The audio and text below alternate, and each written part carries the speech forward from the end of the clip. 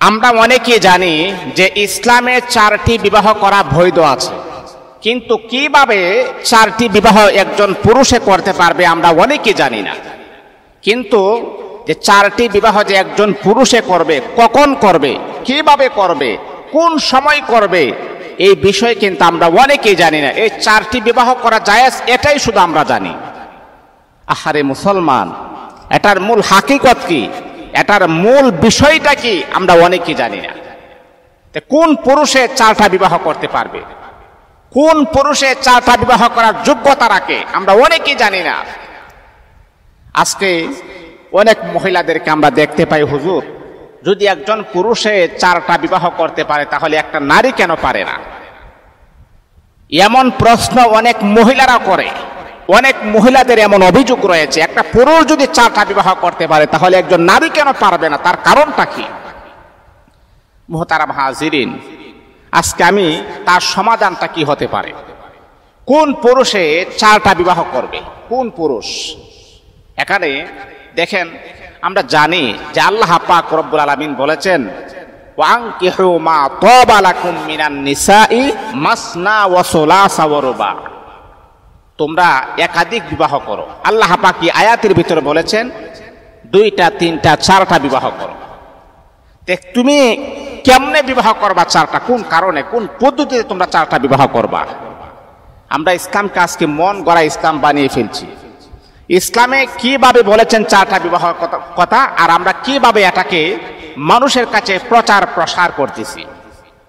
দেখেন, ওই পুরুষে 4টা বিবাহ করতে পারবে। যেমন আপনি আপনার স্ত্রীকে বিবাহ করেছেন, আর মহিলাদের একটি স্বভাব জাত হচ্ছে, সে কখনো চায় না যে তার স্বামীর ভাগ অন্য কোনো মহিলা উপভোগ করুক, অন্য কোনো মহিলা তার স্বামীর ভাগ গ্রহণ করুক। এটা কোনো নারী চাই না, কোনো নারী এটা সহ্য করতে পারবে না। কিভাবে আমার স্বামীর ভাগ আরেকজন মহিলা গ্রহণ করবে, সহ্য করা যায় না। কিন্তু মা, আপনি মনে রাখতে হবে, যদি আপনার কষ্ট হয়, আপনার স্বামীর ভাগ যদি আপনি না দিতে চান, যদি আপনার কষ্ট হয়, কিন্তু মা এটাও মনে রাখতে হবে, এটা আল্লাহ পাক রব্বুল আলামিনের বিধান। যদি আপনার কষ্ট হয়, তারপরও কিন্তু আল্লাহ পাকের বিধান কিন্তু বাস্তবায়ন করতে হবে। আপনি চিন্তা করতে হবে, আল্লাহ পাক রব্বুল আলামিন কাল কিয়ামতের কঠিন মাঠে আমার আল্লাহ যেন আমাকে ওই রকম কষ্ট থেকে যেন নাজাত করে দেন। আল্লাহ পাকের বিধান যেহেতু 4টা বিবাহ করা, যদিও আপনার কষ্ট হয়, তারপরও কিন্তু আপনি একটু স্যাক্রিফাইস করতে হবে। তা কোন পুরুষে 4টা বিবাহ করতে পারবে? যেই পুরুষকে আল্লাহ পাক রব্বুল আলামিন পুরুষত্ব দিয়েছেন, তার শরীরের মধ্যে অনেক শক্তি রয়েছে। দ্বিতীয় কথা হচ্ছে, আল্লাহ পাক তাকে স্বাবলম্বী বানিয়েছেন। এমন পুরুষ যদি হয়, তাহলে সেই ব্যক্তি প্রাথমিক অবস্থায় বিবাহ করবে ওই সমস্ত নারীদেরকে যারা সমাজে অসহায় নারী। অনেক নারী আছে না সমাজে একদম অসহায়, গরিব, টাকা পয়সা নাই, কিন্তু তার চেহারাটা অনেক সুন্দর, আল্লাহ পাক সুন্দর বানিয়েছেন। সমাজের মাঝে কিছু গরিব নারী আছে যে তারা বিবাহ বসতে পারে না। আল্লাহ পাক যেহেতু আপনাকে স্বাবলম্বী বানিয়ে দিয়েছেন, আপনার ঘরে স্ত্রী যেহেতু আছে, তাহলে আপনি আরেকটা উপকার আপনি করেন, এই সমাজের অসহায় নারীটাকে বিবাহ করে আপনি তার দায়িত্ব গ্রহণ করেন। এই কাজটা করেন।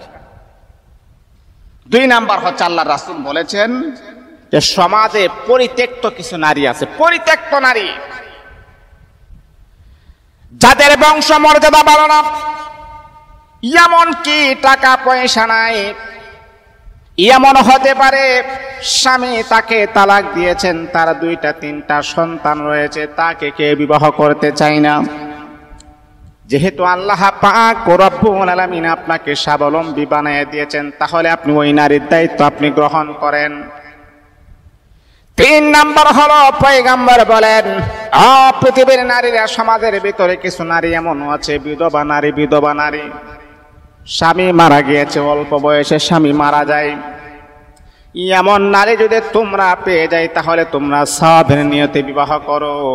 আজকে আমাদের সমাজে দেখা যায় সওয়াবের নিয়তে বিবাহ করবে দূরের কথা, যৌবনের লোভ লালসা সামলাতে পারে না, সেই জন্য তারা বিবাহ করে না। এটা ইসলামে নিষেধ করেছেন, এটা হারাম বলে ঘোষণা করেছেন। আপনি যৌবনের লোভ লালসার জন্য কেন বিবাহ করবেন? আপনি যেহেতু 4টা বিবাহ করবেন আর 3 জন মহিলার দায়িত্ব আপনি গ্রহণ করেন, তাহলে আপনি সদকায়ে জারিয়ার সওয়াব আপনি পেয়ে যাবেন। আজকে আমরা যৌবনের লালসায় বিবাহ করি, এই মেয়েটা সুন্দর তাকে বিবাহ করি, ওই মেয়েটা আরো সুন্দর তাকে বিবাহ করি। এইভাবে যদি আপনি 4টা নয় 4000 বিবাহ করেন, তারপর আপনি যৌবনের লালসা কমাইতে পারবেন। আর যেই পদ্ধতিতে আমাদেরকে রাসূল শিক্ষা দিয়েছেন, সেই পদ্ধতিতে আপনি যদি 4টা বিবাহ করেন, 1 নাম্বার হচ্ছে আপনার যৌবনের লালসা কমবে, 2 নাম্বার হচ্ছে আপনি অধিক সওয়াবের মালিক হয়ে যাবেন। এই নিয়মে আপনি 4টা বিবাহ করতে পারবেন। আল্লাহ পাক আমাদেরকে বুঝার তাও